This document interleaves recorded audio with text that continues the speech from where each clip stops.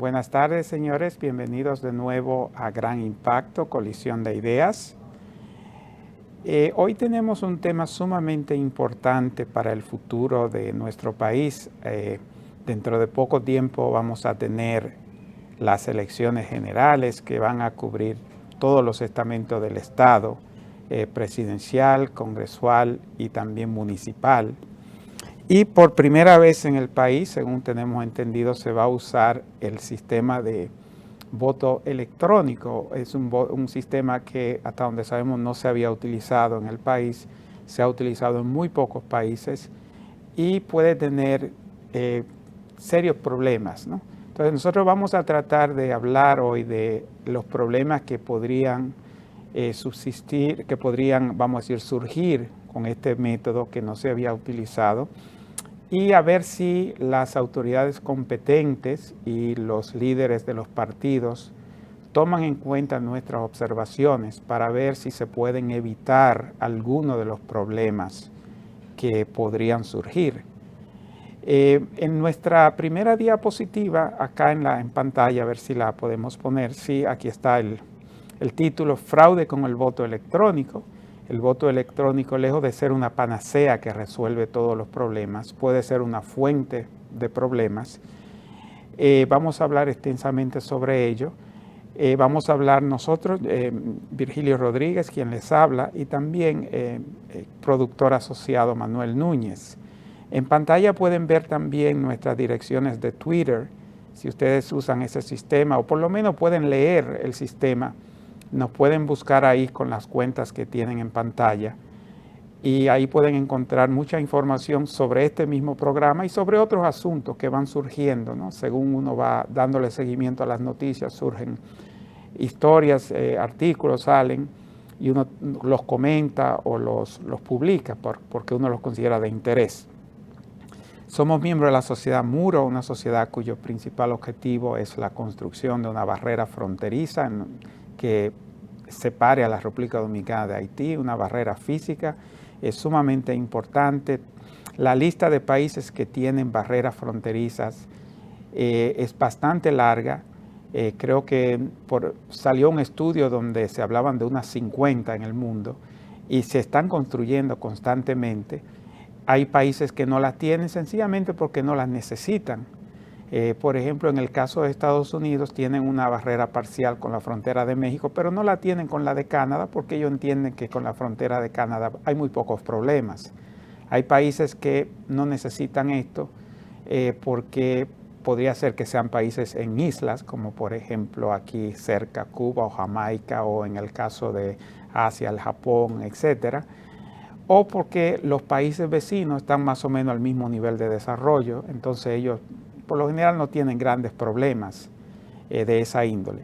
Pero cuando uno está situado al lado de un estado fallido, un país, uno de los países más pobres del mundo, que alguna vez fue uno de los más ricos del mundo, pero eso hace ya bastante tiempo, que tiene graves problemas de salubridad, donde prácticamente no hay un orden institucional, la seguridad que hay es gracias a fuerzas extranjeras y que podrían reducirse o eliminarse.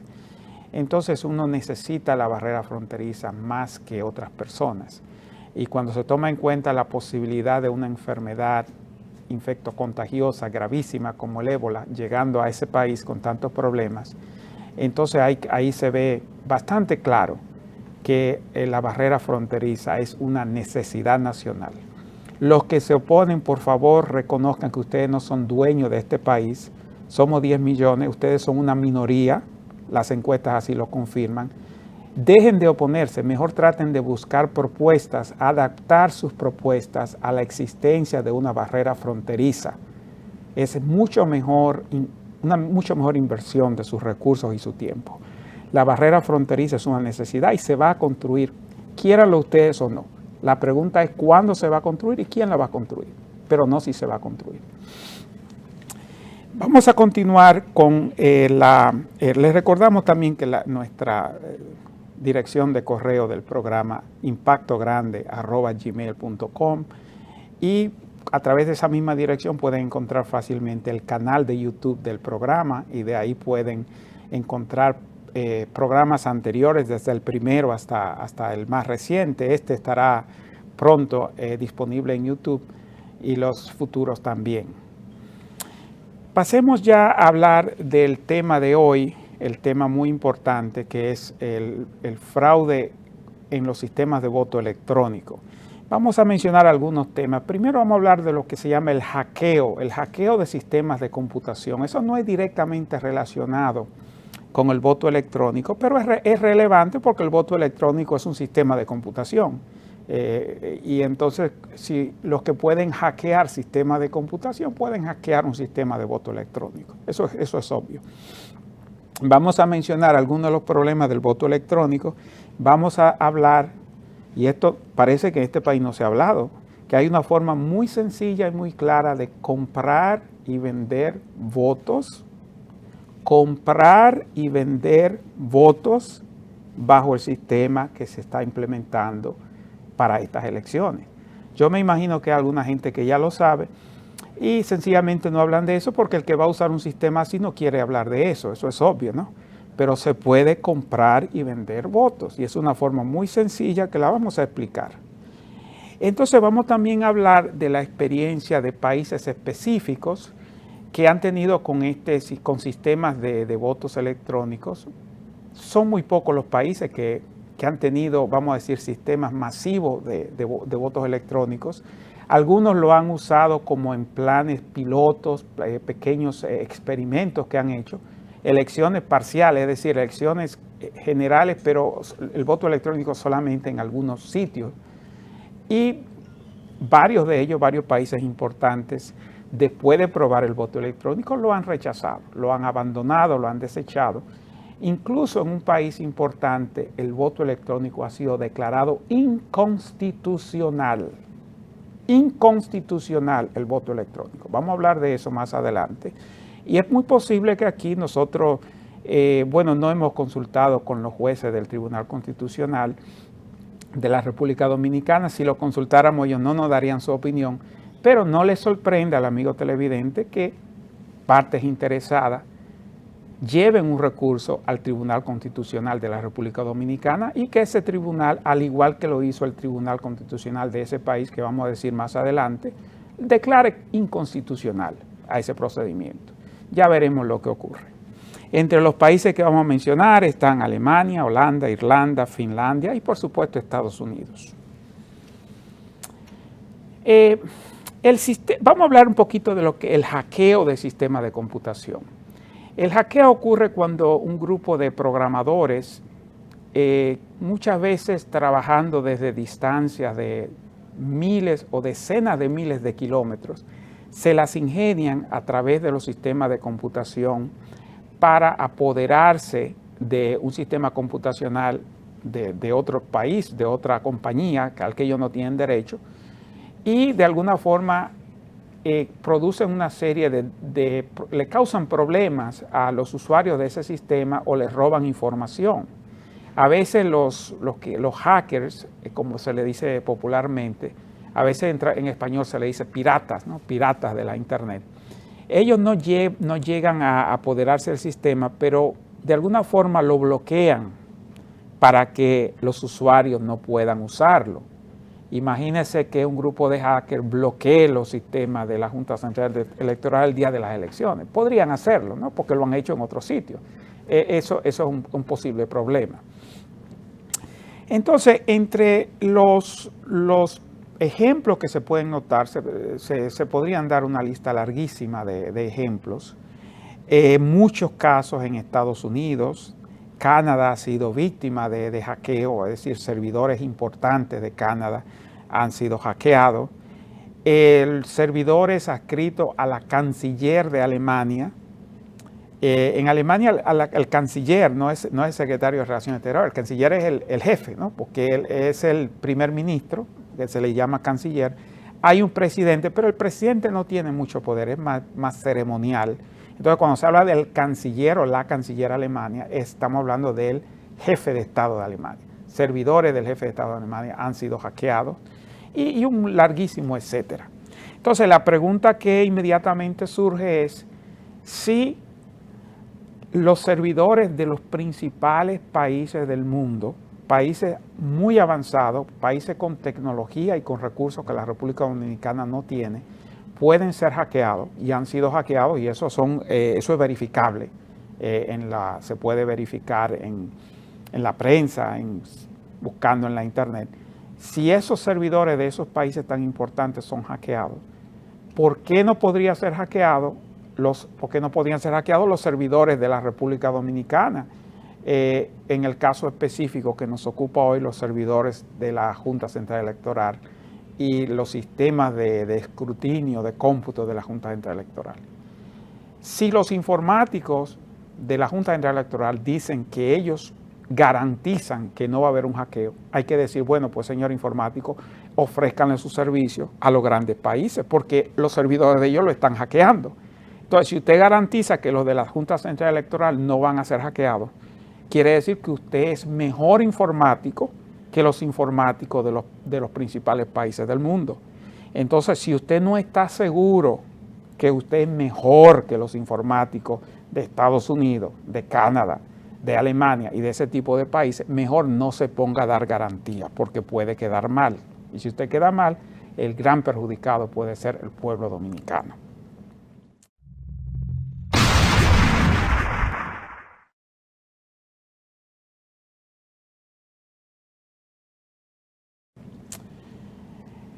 Vamos a hablar un poquito de la situación en Estados Unidos. Estados Unidos es una superpotencia.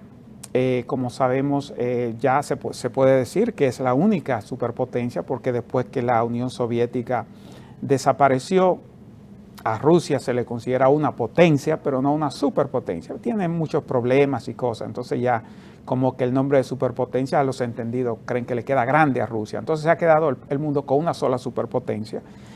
Y uno diría, bueno, si una superpotencia, o mejor dicho, la única superpotencia, no puede controlar a los hackers, se puede dar por sentado que los otros países que no son superpotencias y los países del tercer mundo, mucho menos lo van a poder controlar. Entonces, vamos ahora a hablar algunos casos de la situación relacionados a Estados Unidos. Entre los ciudadanos de Estados Unidos hay uno que es muy importante, se llama Barack Obama, es el presidente de Estados Unidos. Fíjese lo interesante del presidente de Estados Unidos. El presidente de Estados Unidos no usa un iPhone. El iPhone, que aquí en el país cualquier niño tiene un iPhone. El presidente de Estados Unidos no tiene un iPhone. Y te diría, ¿pero por qué? ¿No serán que son tacaños esa gente? No tiene nada que ver con tacañería. El problema es que el iPhone es un aparato muy, muy sofisticado, y al ser tan sofisticado también, si cae en malas manos, puede ser hackeado, y al mismo tiempo con ese hackeo pueden usarlo de una forma que es dañina para la seguridad nacional de los Estados Unidos. Si los hackers extranjeros llegasen a hackearle un iPhone al presidente de Estados Unidos, eso podría ser un gran riesgo para la seguridad nacional. Entonces, por esa razón, el presidente Obama no se atreve a usar un iPhone. No se atreve porque ellos no le garantizan que su iPhone no va a ser hackeado por hackers extranjeros o hackers también locales que quieran ganar acceso para sacar información, vendérsela a otros, ¿no? Y así por el estilo. El presidente Obama tiene un iPad, y en ese iPad él lo usa para leer informes clasificados. Informes clasificados que le llevan en las mañanas, ¿no? Con relación a asuntos de alto interés nacional. Ustedes creen que ese iPad, para el señor Obama atreverse a usar ese iPad, es un iPad que no tiene ningún tipo de conectividad. Es decir, ese iPad no hay forma de conectarlo a la internet, ni usar el Bluetooth, ni nada de eso. Porque los informáticos de la Casa Blanca no le garantizan al presidente de los Estados Unidos que si él conecta su iPad a la internet, que no se lo van a hackear. Entonces, el presidente de los Estados Unidos opta por usar un iPad que no tiene conexión a la internet y que ellos le han sacado una serie de cosas ahí. Es decir, lo que hay es como un cascarón del iPad con las funciones muy mínimas. Entonces, ya que estamos hablando del iPhone y el iPad, usted diría, pero el presidente no usará un simple teléfono de los básicos, el presidente Obama. Si él usa un teléfono, es un teléfono BlackBerry, teléfono bastante anticuado, que además de ser anticuado, y de no tener mucha potencia, también ellos lo han preparado, ¿no?, para que sea más resistente a los hackers. Pero aún así, el señor Obama, ese teléfono, nada más le pasan llamadas de 2 o 3 personas, porque ellos ni siquiera ese teléfono, así como está ya con todas las protecciones que tiene, no quieren conectarlo a las redes, porque si lo conectan, existe la posibilidad de que lo hackeen. Entonces es un teléfono altamente seguro, pero es un teléfono relativamente anticuado. No se atreve a usar un iPhone. Oiga bien, por dónde va la cosa. Y hablando del señor Obama, cabe señalar que en su momento los hackers le han leído el correo al señor Obama. Oiga bien, oiga bien a qué nivel está la cosa. Los hackers se meten a un servidor de la Casa Blanca y leen el correo que estaba supuesto a ser leído solamente por el presidente de los Estados Unidos y ellos lo leen. Así va la cosa. Entonces, los hackers, además de leerle el correo al señor Obama, han hecho otras cosas. Por ejemplo, han pirateado sistemas de seguridad nacional de Estados Unidos y le han robado datos de los empleados de ese sistema, lo cual es algo bastante riesgoso, porque si en uno de esos robos ellos se dan cuenta de que X persona está trabajando para Estados Unidos en un país extranjero, esa persona puede hasta perder su vida por ese jueguito, ¿no?, de que le robaron esa información. Hay un señor rumano que, actuando solamente él solo desde Rumania, este caballero logró hackear sistemas relacionados al anterior presidente Bush y relacionados a la ex primera dama Hillary Clinton. De hecho, a ese señor lo han extraditado a Estados Unidos porque ahora mismo hay una especie de investigación de la señora Clinton porque ella decidió llevarse unos correos a un servidor personal de ella en la casa de donde ellos viven, y el simple hecho de que ella se haya llevado esos correos, por ese simple hecho hay docenas de agentes del FBI investigándola a ella por eso, porque ellos creen que eso es una cosa muy grave, ¿no? Con todo lo que hay de los hackers, llevarse correos posiblemente con información clasificada a un servidor hogareño, ellos lo ven como que eso puede ser un vamos a decir, una grandísima irresponsabilidad, porque ellos entienden que esos correos pueden haber caído en malas manos. Entonces este hacker ha sido extraditado en ese contexto, no es necesariamente que él está conectado con ese servidor, pero eso es parte, ¿no?, de esa situación. Los sistemas de web de la CIA, la Agencia Central de Inteligencia de los Estados Unidos, son espías ellos. Es decir, ellos se supone que saben de todo lo que nosotros estamos hablando y mucho más, porque su trabajo es espiar. Ellos saben lo que los espías son capaces de hacer y lo que los hackers son capaces de hacer.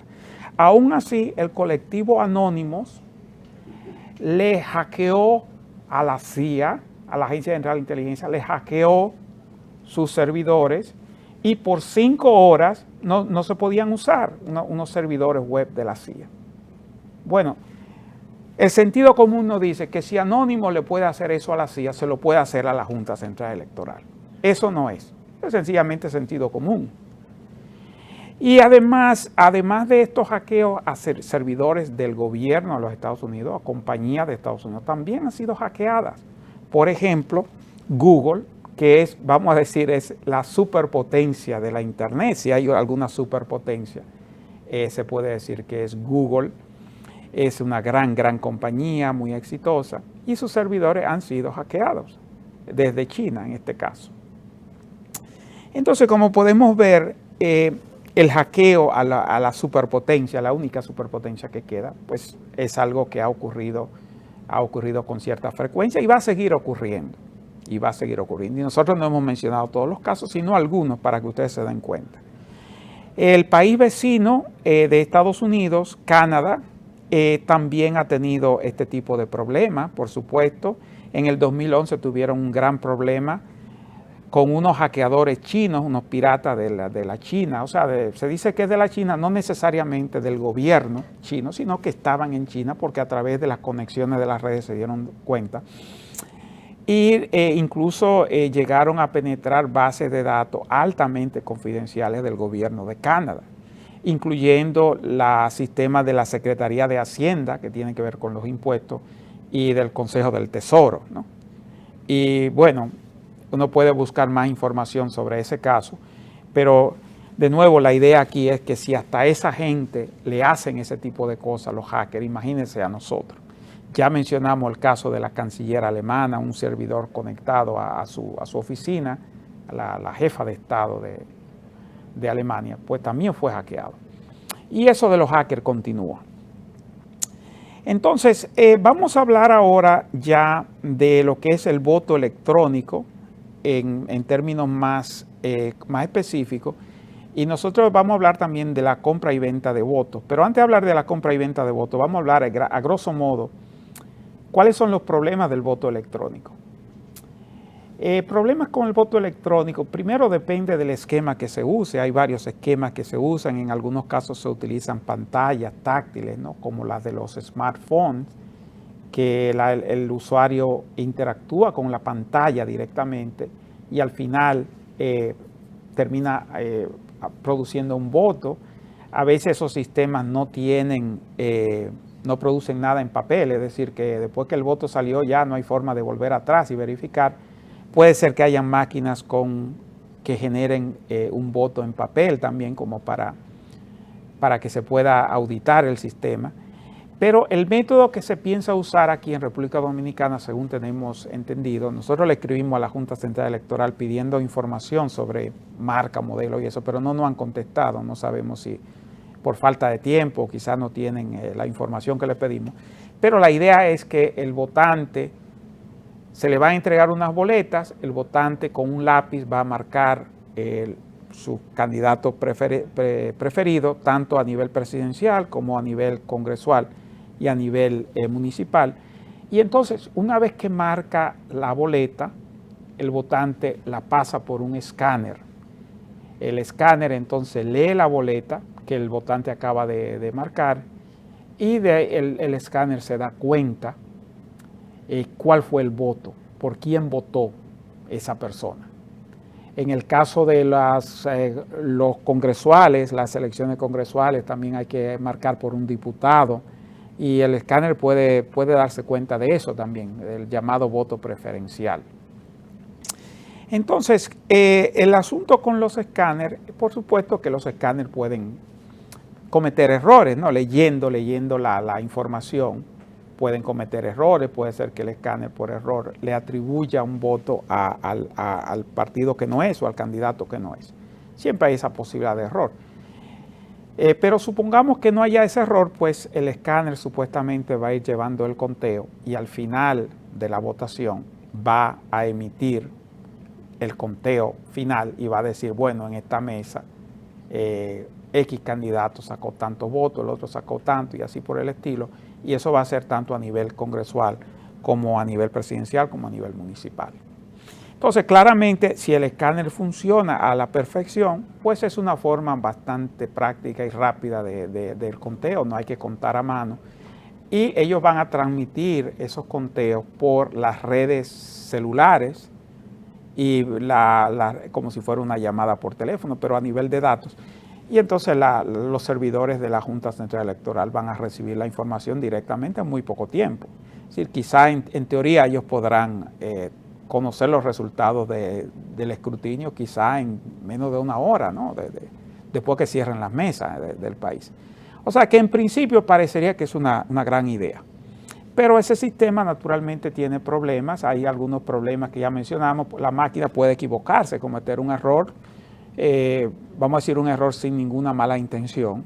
En ese caso, ese tipo de errores casi nunca afectan el resultado porque la máquina se equivoca a veces a favor de un candidato y a veces a favor de otro y al final esos errores como que se cancelan. Pero naturalmente la máquina es una pequeña computadora. Entonces, si un atacante malicioso puede de alguna forma ganar acceso a esa computadora, como ya estamos hablando del hackeo, básicamente un trabajo de hackeo, la computadora está conectada a la internet o se tiene que conectar a la internet para enviar los resultados, pues hay la posibilidad de que el hacker de alguna forma contamine la memoria de la computadora y que ponga un un programa que en lugar de contar correctamente, cuente a favor de tal o cual candidato. Esa es una posibilidad. Y la otra posibilidad es que en la transmisión de la información entre la máquina y los servidores de la Junta Central Electoral, que de alguna forma esa información sea interceptada y sea manipulada por un hacker. Entonces, esos son los problemas, básicamente, a grosso modo, son los problemas que tiene ese sistema, ¿no? Pero hay un problemita todavía más básico que lo vamos a describir ahora mismo, que es que bajo este sistema se puede perfectamente comprar y vender votos. Le vamos a explicar ahora mismo cómo, porque es algo bastante sencillo. Cuando ahora, vamos a ver si vemos la diapositiva en estos momentos, ¿sí? Cuando el proceso funciona de la siguiente manera. El vendedor, la persona que quiere vender su voto, naturalmente habla con el comprador del voto y el comprador hace así, le pasa una boleta marcada por los candidatos que el comprador está interesado, por el cual va a pagar. Entonces el votante dice, no hay problema, yo me llevo esa boleta marcada para la mesa. Él entra naturalmente esa boleta escondida, no se lo va a informar al público que lleva esa boleta marcada que le dieron, o varias boletas, ¿no? Porque puede ser a nivel presidencial, congresual y municipal. Entonces, él lleva su boleta marcada, escondida. Cuando entra a la mesa, la gente de la mesa no saben de eso y le dan la boleta en blanco para que él, como se la dan a todo el mundo, ellos no saben que este señor está envuelto en nada de esto. Entonces, el señor se acerca con la boleta en blanco a el sitio donde están los escáneres. Entonces, en ese momento, el tipo se aprovecha de cualquier descuido. Puede ser incluso que los escáneres no estén a la vista de la gente de la mesa. Y en ese momento cambia, la boleta en blanco se queda con ella y la boleta premarcada que le dio el comprador del voto afuera, que él llevó escondida, esa es la que él mete por el escáner. Entonces, él ha metido en el escáner una boleta premarcada que le dio a alguien que quería comprar el voto. Pero todavía no termina así. ¿Cómo sabe el que quiere comprar el voto que ese señor realmente votó? Y que ese señor realmente votó con la boleta que él le dio. Es muy fácil. Ahora el señor que tiene en su bolsillo la boleta en blanco, que no la usó, se acerca, sale del recinto de votación y busca al individuo que está comprando votos, que fue el que le dio la boleta marcada. Y le dice, mira, la prueba de que yo hice lo que tú querías está aquí en mi bolsillo. Saca de su bolsillo la boleta en blanco. Esa boleta en blanco se la dio la Junta Central Electoral en la mesa, pensando que él la iba a usar, pero él nunca la usó, sino lo que hizo fue ahora se la entrega al que está comprando votos. El que está comprando el voto le entrega esta boleta en blanco, entonces él dice, sí, es verdad, tú votaste, tú hiciste tu parte, toma tu dinero. Entonces, la boleta en blanco sirve para verificar el comprador del voto, que el comprador del voto se convenza que esa persona se llevó la boleta que él le dio marcada, la depositó, que no usó la boleta en blanco que le dieron en la Junta Central, nunca la usó y entonces se la entrega al comprador. Y ahí usted tiene un esquema de compra y venta de votos bajo el sistema actual. Es una situación, un truco muy sencillo. Entonces, naturalmente, para evitar que eso ocurra, fíjese que aún si se contaran a mano las boletas, podría todavía haber ese problema. La solución de esto es que los escáneres tienen que estar a la vista, del personal y de los observadores de los partidos, para que ellos tienen que estar entrenados para que estén en todo momento asegurándose de que nadie haga ese cambio de boleta, que el que entra ahí solamente pueda votar con la boleta en blanco que le dieron, después que la llene, que la pase por el escáner. Eso es lo que tiene que hacer. Vamos a tomar un pequeño receso en estos momentos.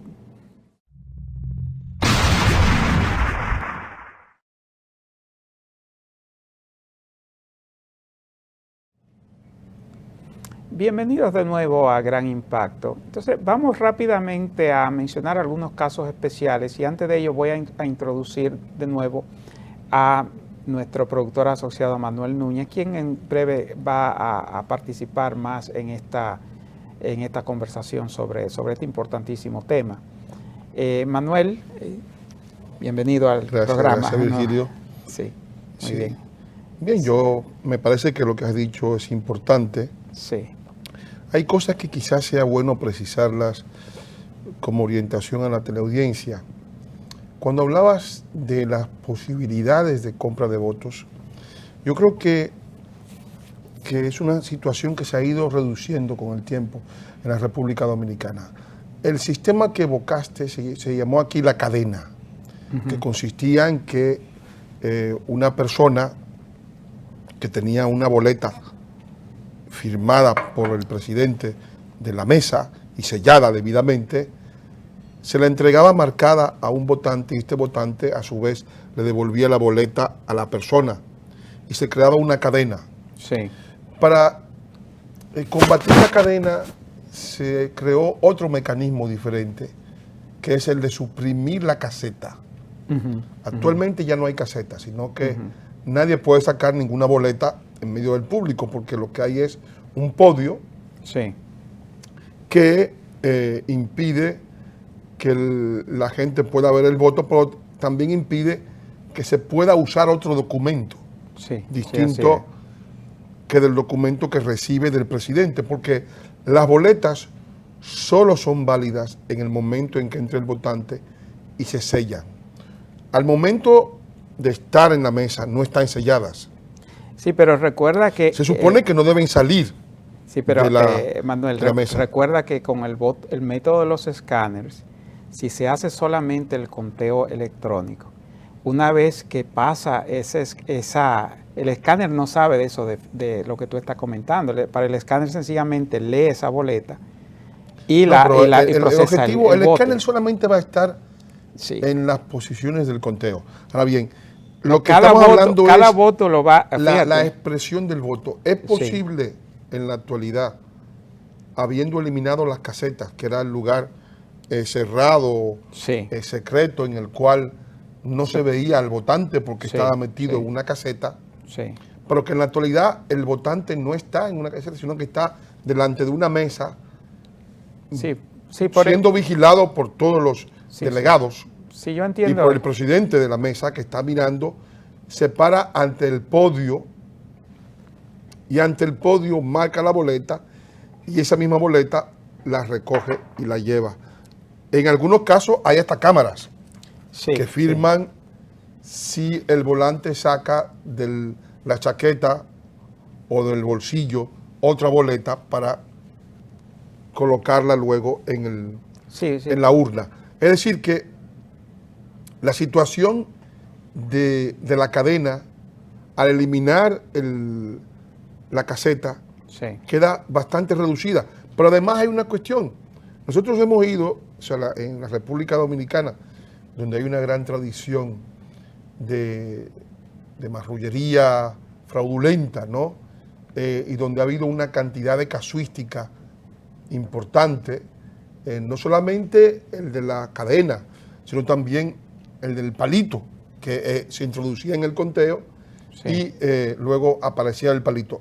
El del palito quedó eliminado con el arqueo, es decir, se cuentan la cantidad de votantes que votó y esa cantidad de votantes que votó debe coincidir. Claro, debe coincidir. Con la cantidad de boletas. Si votaron 300, debe haber 300 papeletas, no 600. Entonces ya al final, si hay 600 o si hay más, evidentemente no están en el arqueo. O sea que por eso tiene la situación de arqueo de la cantidad de firmas. Pero además las boletas, que solamente pueden ser expedidas por el presidente de la mesa y por el secretario que las sella, no son válidas hasta que las pide uno de otro. O sea, solamente en el caso de que salga una boleta. Sí, pero perdón, Manuel, por eso el problema es que los escáneres son máquinas, ¿no? Ellos no saben, hay cosas que ellos no pueden distinguir. El escáner es otra cosa, yo me refiero al acto mismo de la votación. Porque es precisamente lo que el acto de la votación no es posible que una persona del exterior pueda ahora influir con un voto marcado desde afuera. Es decir, ¿por qué? Porque para que eso ocurra debe haber una caseta.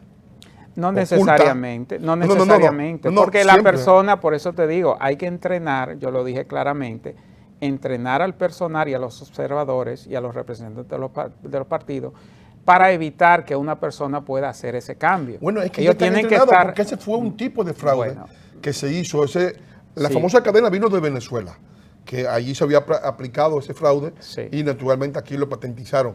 Y ese tipo de fraude Sí. ya fue tan importante para las autoridades de la Junta que provocó la eliminación de un elemento que había estado en todas las elecciones después de la dictadura, que era la caseta No, si yo entiendo lo de la secreta. caseta. Ya no hay caseta, es decir, el individuo va a marcar delante de las personas. Sí, O sea, fíjate. no puede sacar nada. O sea, de hecho, hay una serie de vigilantes que están presentes porque él está delante de un podio y la única cosa que va a ser secreta es que el podio tiene una hondonada Sí. que hace que las personas que están delante de él no puedan saber por quién él marca el voto, Sí. pero él no puede sacar nada, porque además a él le dan un creyón para marcar, él no puede ni siquiera sacar un bolígrafo, Sí, o sea, él tiene que marcar con el creyón, o sea que los gestos de la persona están vigilados, o sea, Bueno, es sí. prácticamente imposible que pueda sacar otra boleta para reemplazarla por la que le dieron. Sí, o sea, la hacer persona que harían que dice. eso serían personas, o sea, así como tú entiendes el proceso, lo entienden ellos, ¿no? Si ellos lo van a hacer, tratarían de hacerlo de una forma que no se note. Entonces, es que la no es razón, posible, porque bueno, ¿cómo no no, es va a ser posible. posible? Una persona puede, los magos hacen muchísimas cosas con las manos Sí, y no, te pero engañan, ya ¿no? no es Porque ellos posible tienen, hacerlo, porque no hay caseta. bueno, no hay caseta, pero hay, Al no haber caseta, sí. No, yo entiendo, La sí. situación de votar no es secreta. Bueno, Se vota delante de la gente. Ahora bien, sí, bueno, lo único que oculta el gesto es un poco del podio, pero no hay claro. o sea, no hay ninguna forma de mostrar, o sea, de que la gente pueda sacar un bolígrafo, un celular o cualquier tipo de situación que pueda variar. Es decir, tiene que votar delante de unas personas que lo están viendo y si él hace el gesto de sacar de los bolsillos, porque no va a venir con la boleta en la mano, tiene que tenerla en los bolsillos. Tiene que tenerla en un sitio oculto, ¿no? Oculto. Si hace un gesto de sacar algo, enseguida tienen que dedicar. Los van a observadores, protestar las claro. personas que lo están viendo, porque además él está delante de ellos y no está en posición lejana, está cercanamente a ellos, o sea que puede estar a 1 metro o menos de 1 metro. O sea que sí, prácticamente imposible que él pueda sacar otro documento para sustituir el documento que le dieron por el nuevo. Ahora bien, está el hecho también siguiente, y es el hecho de que dado el caso de que las boletas solamente son válidas en el momento en que el presidente de la mesa la firma y la sella el secretario, para que esa situación pudiera darse, habría que tener boletas firmadas y selladas por Manuel, ambos. la firma y la sella no aplica a los escáneres, porque los escáneres no miran eso. Los escáneres asumen cuando tú le metes la boleta, si está dentro de la norma general, el tamaño que le dan, etcétera, el escáner no va a leer la firma. El escáner solamente lee el voto, pero ¿entiendes? las boletas, por eso es que ese es el problema de que nada pero más las se cuente boletas con que van a escáner. ir al escáner son aquellas que han sido firmadas y selladas por el Bueno, secretario. debería que son ser. que son las que va a recibir la persona, porque la persona, en primer lugar, hay dos cuestiones que están ahí que deben quedar claras. Primero, en todas las elecciones, a partir de la eliminación de la caseta, la votación se hace delante de un jurado visible. Las urnas vienen incluso a veces con una transparencia que dice lo que hay dentro, que no hay nada, son debidamente certificadas de que están vacías, y la persona va a votar con la caseta que le dan, con la papeleta que le dan. Esa papeleta, los que vigilan el voto la están viendo en todo momento. La persona va a ir al podio, que está a 1 metro, el proceso va a ya yo lo marcar entendí. Sí, y luego va a meter sí. esa papeleta en el escáner. Eso es lo que Y se luego, debería hacer, después ¿no? de meterla en el escáner, la van a meter en la urna. Bueno, yo no sé si lo que van a hacer bien después que metan la boleta en el escáner, porque si solamente el conteo es electrónico, que es lo que se está proponiendo, ya después que la boleta pasa por el escáner, ya el escáner contó ese voto. Pero vamos a continuar, Manuel, porque yo tengo otro material aquí de la experiencia que ha habido en otros países que han tratado de utilizar el voto electrónico. Es muy ilustrativo porque muchos de esos países lo usaron por un tiempo y surgieron tantos problemas que ellos los abandonaron. Vamos a hablar un poco de eso. Vamos a mencionar varios casos. No necesariamente, el orden es un poco arbitrario, pero vamos a ir por parte. Vamos a hablar del caso de Finlandia ahora. Si podemos ver la diapositiva, Finlandia es un país que en el mapita se ve que está sombreado más oscuro. No sé si ustedes lo pueden distinguir. Está en la parte norte de Europa, en lo que le dicen Escandinavia. Entonces, en Finlandia ellos hicieron una elección piloto donde solamente había voto electrónico en 3 municipios, solamente en 3 municipios, porque ellos no querían embarcarse en este asunto del voto electrónico, no querían el país entero meterse en eso, querían hacer un pequeño plan primero, ver cómo funcionaba y entonces, dependiendo de los resultados, decidir si continuar o no con el sistema. Y esas elecciones eran nada más municipales, que son elecciones que se supone son menos importantes que las nacionales, porque si hay algún problema solamente afecta a la ciudad, no afecta al país completo. Entonces, ¿qué ocurre? Que una vez que se hizo ese plan, hubo una serie de quejas, una serie de problemas, al final se metieron los tribunales y el Tribunal Superior Administrativo de Finlandia anuló las elecciones electrónicas en esa ciudad donde se había votado electrónicamente, y a partir de ahí tuvieron que hacer otras elecciones en esas ciudades y a partir de ahí se abandonó ese plan del voto electrónico. Deberías, Virgilio, diferenciar dos cosas. Sí. Una cosa es el voto electrónico, que es un voto que es absolutamente electrónico, donde no hay papel. Sí. Se pincha una imagen Sí. con las huellas digitales que Sí. identifican a la persona y se produce el sufragio directo hacia la información de un servidor. Sí. Creo que ese es el procedimiento. Y otra cosa es el conteo electrónico. Sí. Lo que la República Dominicana intenta hacerse, la única fase realmente que estaría sometida al control electrónico es la fase del escrutinio. Es decir, la depuración de los votantes, del sufragio de los votantes, de las cantidades y la transmisión de esa información Sí, correcto. a la Junta Central Electoral. El resto es totalmente como antes, es decir, la votación se hace manual. Sí, se hace manual. Y para la verificación de los votantes, para las impugnaciones, para todo lo que son las situaciones legales de conflictualidad que pudiera haber a posteriori, existen los votos físicos, los votos reales. Bueno, existen los votos reales, pero si se hace el conteo electrónico, en principio esos votos no se va a hacer nada con ellos, sino la máquina va a hacer el conteo, que es lo importante, porque para eso es que uno va a votar, y al final lo va a transmitir.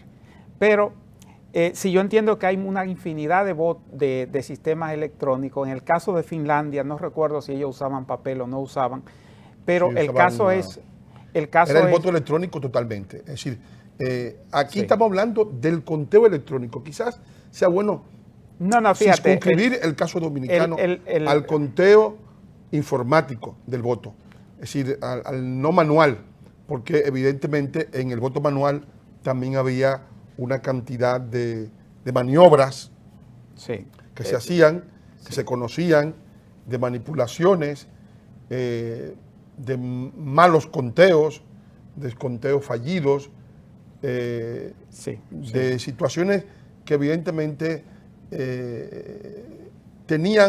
estaban teñidas de procedimientos fraudulentos. Sí, entonces, claro. ¿qué es lo que se quiere? Manuel, déjame continuar con varios ejemplos más y después vamos a discutir, porque son varios y podemos las observaciones hacerlas para que no se nos quede ninguno, porque hay varios ejemplos bien importantes. El caso de Finlandia, no sé si usaban papel o no, pero cuando se usa el papel, sencillamente se está usando un escáner para hacer el conteo. Eso es precisamente lo que uno va a votar para que cuenten el voto. Cuando se cuenta del papel, eso es el voto. Pero vamos a ver otros ejemplos. Está el caso de los Países Bajos en Holanda. Holanda es un caso interesante porque ellos fueron uno de los pioneros en el voto electrónico. Estaban usando voto electrónico desde los 90. Entonces, ¿qué ocurre? Que en el 2006 un grupo de informáticos, profesores, personas expertas en informática, hicieron una serie de experimentos y una serie de objeciones, ¿no?, a ese esquema que se estaba usando.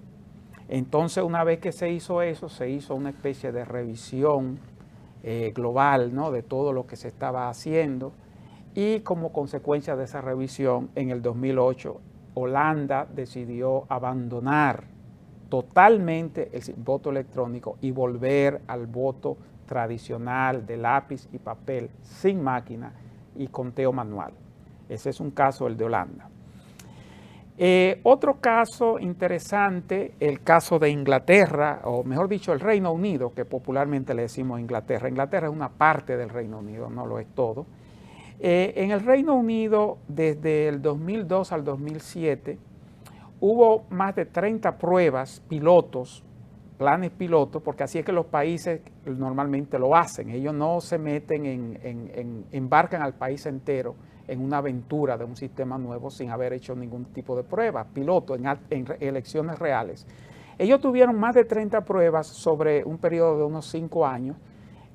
A veces lo usaban en ciudades pequeñas, ciudades grandes, aquí y allí, diversas pruebas, y usaron diversos sistemas electrónicos. Como estamos diciendo, hay diversas formas ahí se puede votar en pantalla, votar en papel para que la máquina lea, etc.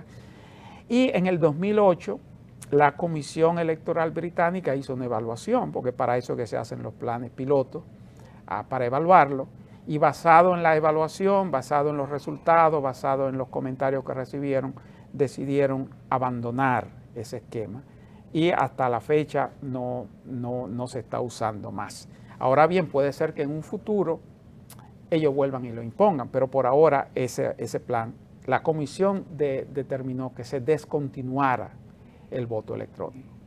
Eso es el caso de Inglaterra. El caso de Irlanda, Irlanda es un país al lado de Inglaterra, o una isla, una parte pertenece al Reino Unido y la otra parte es independiente. Aquí lo pueden ver en este mapita, ¿no? Vamos a ver si vemos la diapositiva, el caso de Irlanda. Sí, acá el mapita, ¿no?, está sombreado en color oscuro. Entonces, en Irlanda, en el 2002 se empezó a ensayar con elecciones generales, pero solamente en 3 ciudades. De nuevo vemos el fenómeno. Se empieza con varias ciudades nada más, no con el país entero. En el 2004, una comisión designada para tal efecto hizo una serie de análisis, tomando en cuenta las quejas y lo demás que se habían registrado, los comentarios positivos o negativos, y concluyó que el voto electrónico no garantiza la integridad de la elección. Entonces, en el 2009, el gobierno oficialmente abandonó el voto electrónico, y en el 2012, unas 7.500 máquinas de votación muy avanzadas que habían diseñado, habían mandado a hacer para eso, fueron vendidas como chatarra. Como consecuencia de todo este experimento, Irlanda perdió 55 millones de euros. Hasta la fecha, esas máquinas ya son chatarra, fueron destruidas como chatarra, y Irlanda ya no está en eso del voto electrónico.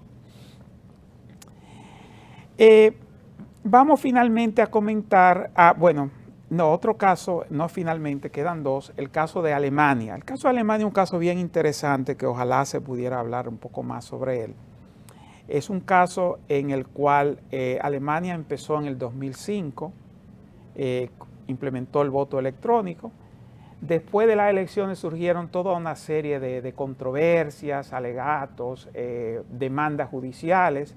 Eventualmente esas demandas judiciales llegaron a la Corte Suprema de Justicia de Alemania, y en el 2009, el Tribunal Constitucional de Alemania, el TC, declaró que el voto electrónico era inconstitucional bajo la Constitución de Alemania. Entonces ya ahí es una determinación bastante seria y bastante final, porque significa que si ellos quisieran implementar el voto electrónico, tendrían que modificar la Constitución, porque bajo esa Constitución, de acuerdo al Tribunal Constitucional, no se puede hacer el voto electrónico. Entre otras cosas, ellos argumentaron que el voto electrónico no garantiza una votación secreta y un control democrático del cómputo.